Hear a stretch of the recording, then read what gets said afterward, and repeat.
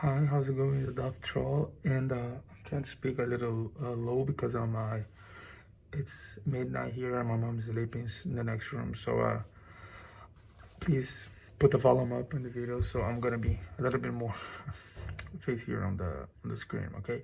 And let's today talk about the review for Rings of Power.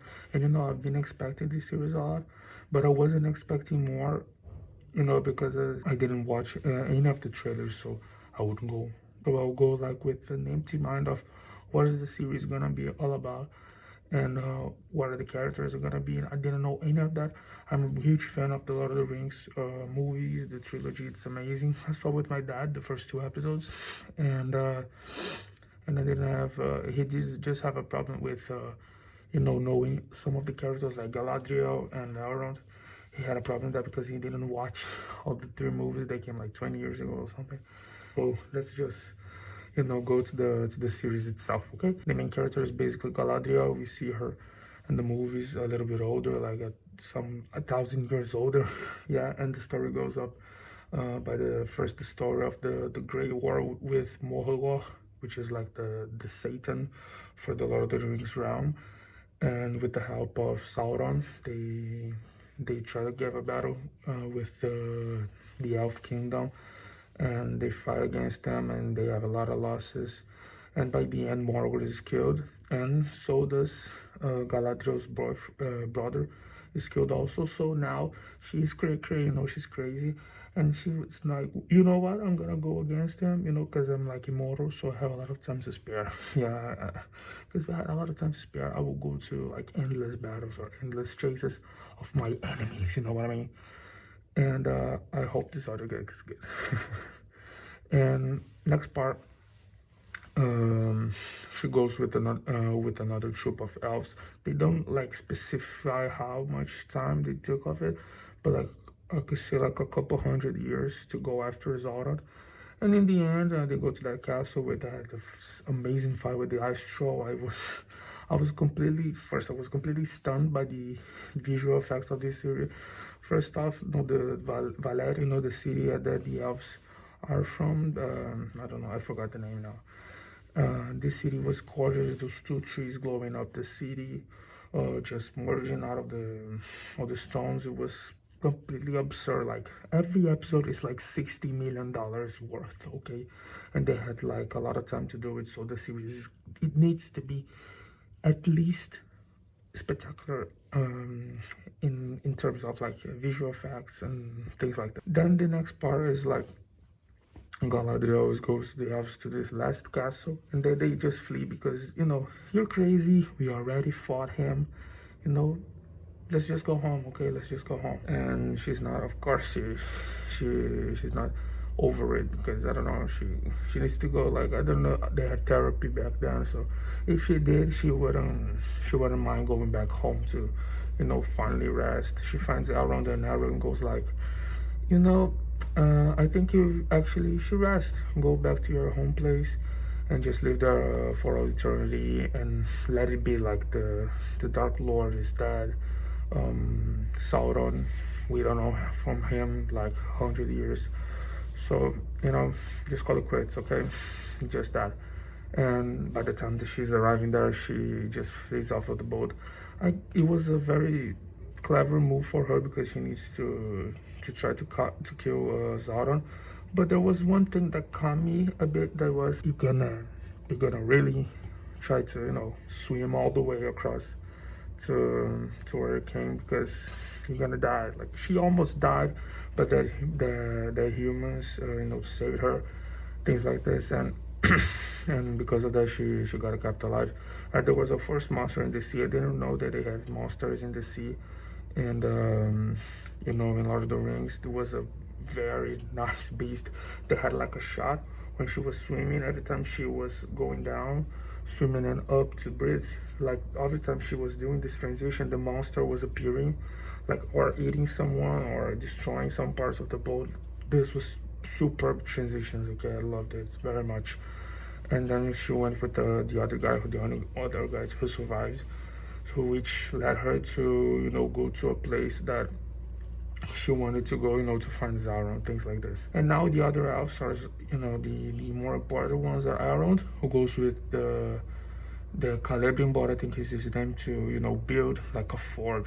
I guess this is like a forge, and to do that, they actually needed a lot of people, and the elves are not the ones who have this amount of people, so they need to help with the dwarves. And to help out, Aaron was friend of Durin, which is the son of the king of the mines in Khazad-dûm. I think it's the name of the. I remember all the names. This is amazing. Okay, the names are extremely hard, and I remembered.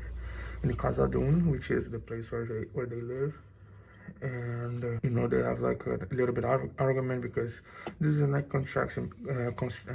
This is a nice a balance. Like how much does Elrond and the other elves live compared to any other race? Like the elves live almost forever, and like dwarves and humans live like 60, 70. I think dwarves live a little bit more. Like hobbits, at least they live more to 130 something years. So at least for the dwarves, they was like Duty was like, man, I don't see you for 20, I think 20 or 40 years or something. I lost, you lost big part of my life. Just, for you, 40 years, 20 years, like a week or nothing. For us, it's a whole life.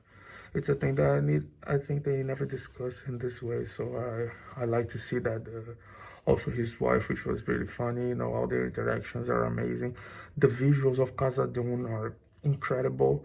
All those mines, the depths of those mines are superb. I'm loving it so far. And there are very interesting characters also, and all the things about the elves are just amazing. And the last one, which was the most crazy elf, was the one who was, a black elf.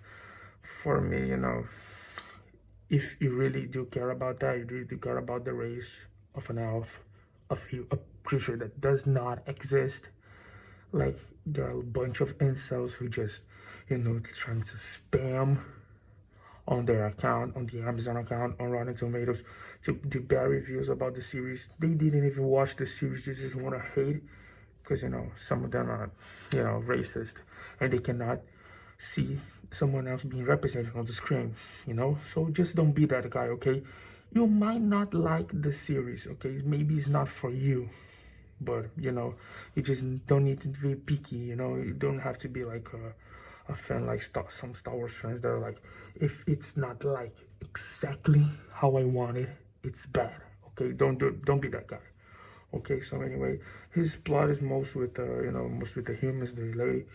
There's like his passion. I'm gonna already put on the humans count because there is not much about the humans to be told about. They fought with Mordor against the elves, so they kind of have a beef with the humans, and the humans have a beef with the elves.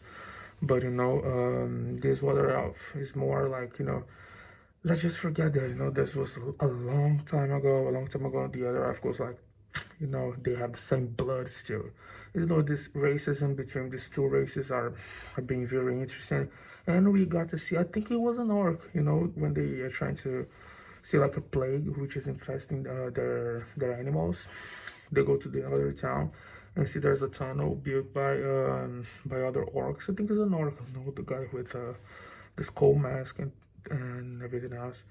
I liked it a lot. The visuals of the orc. The only thing was strange for me was like this lady knew how to fight with an orc, because the orc is like a big buff guy with crazy stamina, great resistance, and then she just kills him with all her strength. Him and the boy, her and the boy, which is, I don't know what's about him, because he found a sword in the middle of a farm. It's like a broken sword. If you've seen Shadow of Mordor, you're gonna see like a similar sword to it, which has the symbol of Sauron. And I think he's gonna be like a warrior or something. He's gonna be a vessel of Sauron.